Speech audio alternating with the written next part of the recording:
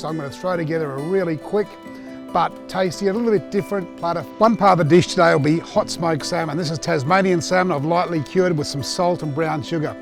Now I'm going to hot smoke it. Okay, our smoked salmon's been smoking for about 15 minutes. I'd say it's ready, but we'll just check. I'll just use my chef's fingers, remove it. So what I do with that is I just cover it or leave it in the chill way for about 15 minutes, let it come back to room temperature, then we'll finish the dish when the platter is going to be put together. Guacamole, so simple. This is a 5-minute preparation. Just take your avocado out in nice big chunks.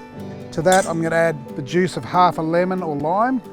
Okay, in here I've got some fresh chopped garlic, some fresh chopped chili, seeds removed, I find it too hot, and some diced shallot or Spanish onion.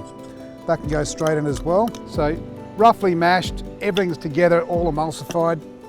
Add some sour cream, and I like to add a little bit of this Japanese mayonnaise as well. It's called Kewpie, just a touch. There we go. Mix it all together, and that's your guacamole done. Here are the 3 heroes we created today. The guacamole, the smoked salmon, which is looking beautiful. I just chilled that in the fridge for an hour or 2, and my sashimi.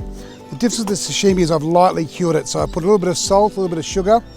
It'll just change the whole texture of the fish, and it's good. Smoked salmon, remove the skin. Just flake it lightly. That'll just go on some biscuits and stuff later. I love wasabi, so a little bit of wasabi, pickled ginger, and kikkoman soy. Just a little drizzle of that over the top. A couple of biscuits to serve it on. A little bruschetta, and we're done.